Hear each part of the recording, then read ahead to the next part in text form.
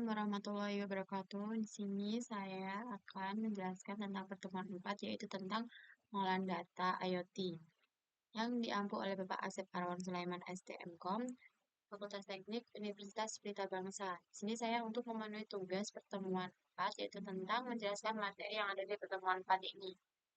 Langsung saja, peran IoT dalam pengolahan data memberikan kontribusi besar dalam pengumpulan, pemrosesan, dan analisis data secara cepat dan akurat, memungkinkan pengambilan keputusan yang lebih baik. Lalu ada proses pengolahan data atau IoT, pengumpulan data. Di sini ada perangkat sensor mengumpulkan data dari lingkungan. Lalu berikutnya ada pengiriman data. Data dikirim melalui jaringan ke server atau platform. Berikutnya pengolahan data. Data diolah untuk mendapatkan wawasan berarti. Lalu berikutnya lagi, analisis data, analisis lebih lanjut untuk mengidentifikasi si tren dan pola. Yang terakhir ada tindakan, yang disebut tentang keputusan diambil berdasarkan analisis untuk tindakan lebih lanjut. Ini adalah kerangkanya ya, tentang pengolahan data IoT. Berikutnya proses pengumpulan data, pendeteksian fenomena. Sensor mendeteksi perubahan di lingkungan seperti peningkatan, suhu, atau gerakan. Konversi ke data digital, sensor mengubah informasi fisik menjadi format digital yang dapat diolah oleh perangkat elektronik. Lalu ada penyimpanan sementara, data sementara disimpan di sensor sebelum dikirim ke tempat tujuan. Yang terakhir ada pengiriman data. Data dikirim melalui jaringan kabel atau net kabel ke server atau platform untuk analisis lebih lanjut. Tantangan dalam pengumpulan data. Ada penyesuaian data sensor, pemilihan sensor yang tepat untuk mengukur fenomena yang diinginkan. Ada akurasi data, memastikan data yang dikumpulkan akurat dan sesuai dengan kebutuhan. Terus ada ketersediaan energi, beberapa sensor bergantung pada daya baterai atau energi lainnya. Konektivitas, memastikan jaringan yang ada untuk mengirimkan data. Di sini ada studi kasus smart home, sensor suhu, cahaya, dan gerak mengumpulkan data. Data dikirim ke platform yang mengendalikan perangkat seperti lampu dan AC. Analisa data mengidentifikasi pola penggunaan untuk efisiensi energi. Di sini ada suhu, lampu, AC, dan apa ini? Dan lain-lain ya teman-teman.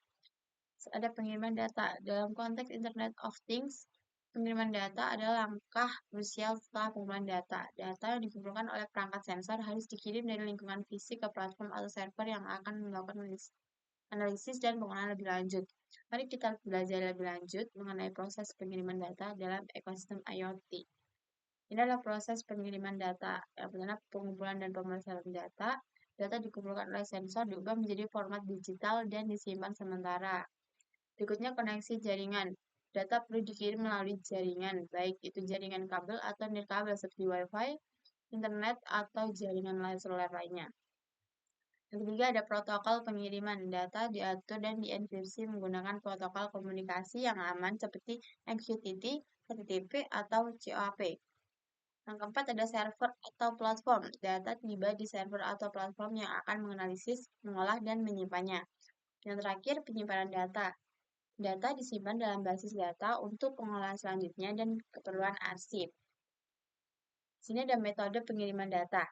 Perangkat mengirim data ke topik tertentu dan penerima yang berlangganan topik tersebut menerima data tersebut. Perangkat mengirim permintaan dan menerima respon dari server. Data dikumpulkan dan dikirimkan dalam batch untuk efisiensi. Data penting atau kritis bisa memiliki prioritas lebih tinggi dan dalam pengiriman. Berikutnya ada pengolahan data dalam IoT. Pengolahan data dalam IoT melibatkan analisis, transformasi, dan interpretasi data mentah menjadi wawasan berharga yang dapat mendukung pengambilan keputusan yang lebih baik. Mari kita belajar lebih lanjut mengenai pentingnya pengolahan data dalam konteks IoT. Tahapan pengolahan data IoT. Pertama ada penerimaan data. Data dari perangkat sensor diterima dan diintegrasikan ke dalam sistem. Ada pemeriksaan data, yaitu data mentah seringkali memiliki ketidakakuratan atau noise sehingga diperlukan pembersihan. Berikutnya ada transformasi data. Data diubah ke dalam format lebih sesuai untuk analisis seperti grafik atau tabel. Ada analisis data. Data dianalisis untuk mengidentifikasi pola, tren, dan wawasan berharga. Lalu ada yang keempat, visualisasi data. Wawasan yang diperoleh diwujudkan dalam bentuk visual yang mudah dipengerti. Terakhir, interpretasi dan keputusan. Wawasan digunakan untuk membuat keputusan atau mengambil tindakan lebih lanjut. Sini ada teknik pengolahan data, IoT, analisis deskriptif, ada analisis pemetaan, ada analisis prediktif, dan analisis pemrosesan sinyal, yang terakhir machine learning. Mungkin itu saja yang mungkin saya dapat jelaskan. Ada salah kata atau salah perbuatan, saya mohon maaf sebesar-besarnya. Assalamualaikum warahmatullahi wabarakatuh.